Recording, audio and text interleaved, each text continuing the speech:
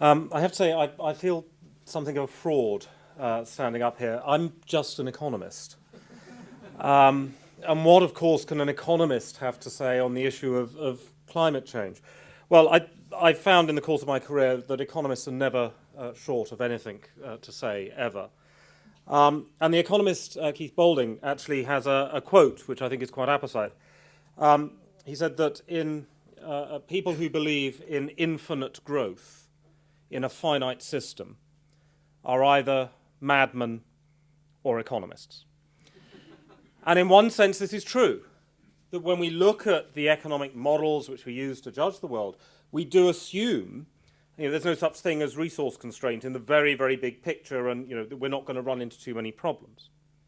But at the same time, the very first thing we learn about economics is that economics is all about managing finite resources and infinite demand. So how do we ration out restricted resources around the world? And I think that the latter point, the managing of finite resources in economics, is actually going to be fairly critical, and it's how the economics profession can contribute to this debate as we go forwards. And in this context, I think the situation we find ourselves in today is actually extremely important. So the tagline for the book that Julie and I wrote, From Red to Green, £22.50, amazon.co.uk, is that it's a tale of two credit crunches. We have simultaneously two credit crunches going on in the world today. Now, what is credit? Credit's very easy. Credit is the ability to use tomorrow's standard of living to raise your standard of living today. So, if I want to buy a flat screen television, on an economist's salary, clearly that's impossible.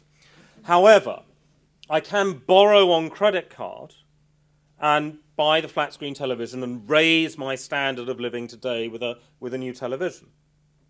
But I am accepting, because I've borrowed on credit card and because I'm not American, that I will have to pay back my credit card over time. And as a result, I am accepting a lower standard of living in the future in able to enjoy the higher standard of living today.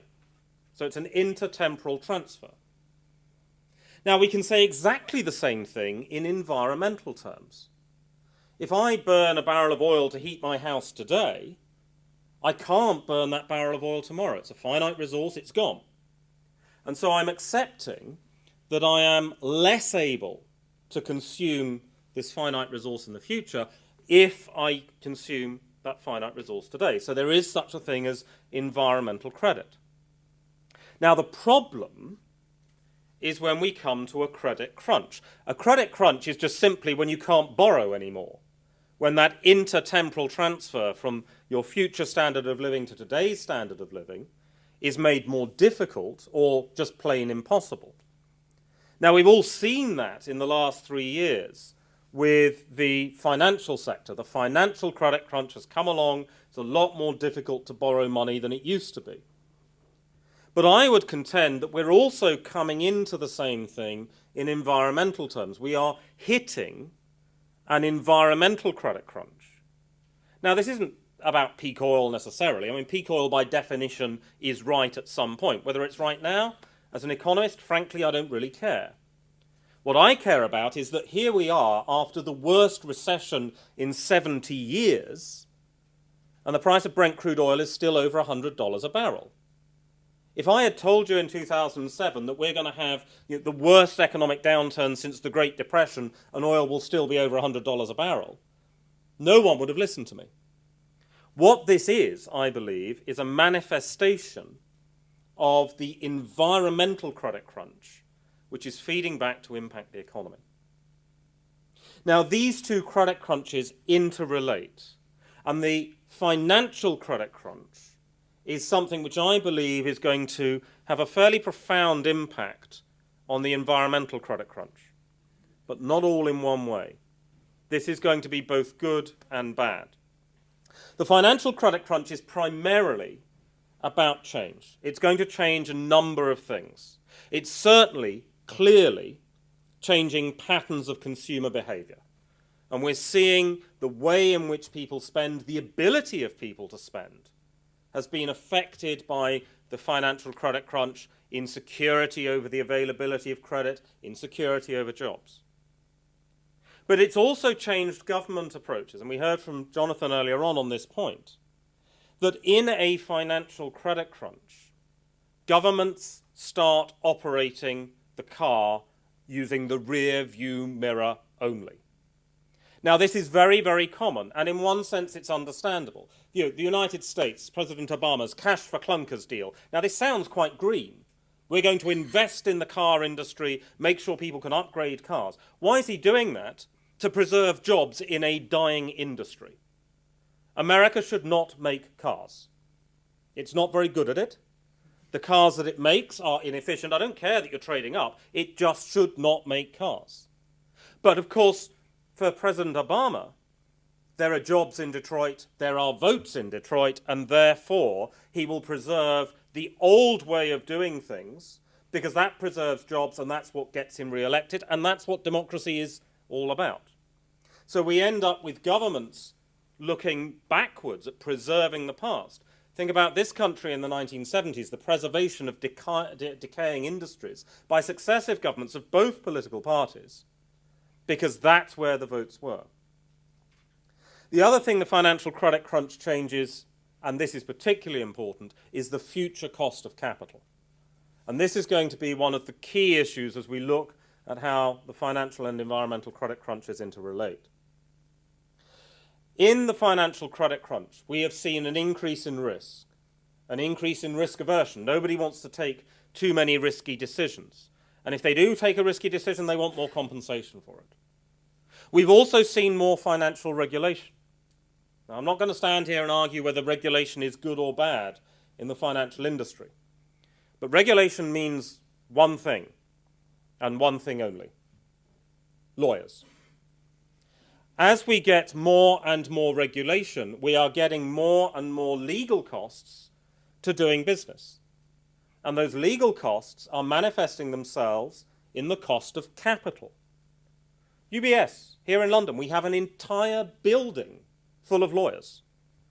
The economics department has 2 rat-infested basement offices. The lawyers get an entire building with windows and everything. The average price of a lawyer in the United States, the average salary of a lawyer in the United States is over $100,000 a year. Average price of an economist in the United States is less than $60,000 a year. This is what we call market failure. What we are doing is creating an environment where the cost of capital, the cost of borrowing money is going up. Whether for good reasons or not, it doesn't matter. An unintended consequence of the regulatory environment and the financial credit crunch is an increased cost of capital. So how does all of this impact the environmental credit crunch? Well, in some ways, it's quite good. We're in an environment where people are more income sensitive. They're more sensitive to how they spend money. We're seeing things like food waste be reduced. In this country, a number of supermarkets have been commenting that they are seeing a change in spending patterns. The big out-of-town stores aren't doing so well, certainly not as well as expected. What's happening is people are now shopping on a daily basis to try and minimize the amount of food waste. And they've got a strong incentive to do that because they want to try and minimize their expense. And throwing away food is throwing away money. In 2007, 27% of all food was thrown away unconsumed in this country. A huge amount of food. America, in a single week, throws away enough vegetables to feed sub-Saharan Africa for 2 days. Americans don't eat vegetables. It's a pizza topping as far as America is concerned. And yet there is still that amount of waste. Now, with the right incentive structure, and the financial credit crunch is one of those incentive structures, you can change behavior. UK demonstrates this very clearly. 27% of all food is wasted in the UK. 2% of alcohol is wasted in the UK. You just have to create the right incentives. You minimize the waste, and that, of course, is a benefit. The cost is the higher cost of capital.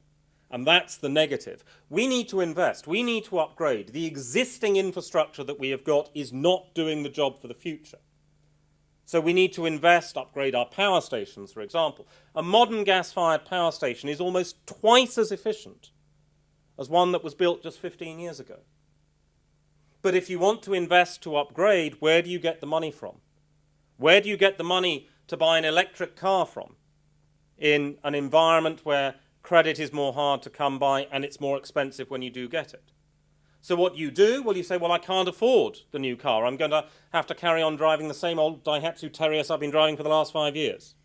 You don't upgrade, and that then becomes the negative.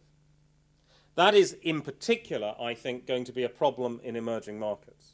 And in an environment with a rising cost of capital and environmental constraints, there will be a global war for capital in the years ahead. Emerging markets are, by definition, capital poor. They lack enough capital, they lack enough infrastructure, and that, I think, is going to be a particular challenge as we look ahead. How do we deal with this? Where is the optimism? The optimism is innovation. And policy can assist in directing industry and innovation in the right way. But the key point about this environment is that we are dealing with an awful lot of change all at the same time. Not only in the economy, the biggest change that we've had in a generation, but in the environment as we face up to finite resources for really the first time in human history. That is going to be a challenge that policymakers need to rise to, aided and abetted by economists. Thank you very much.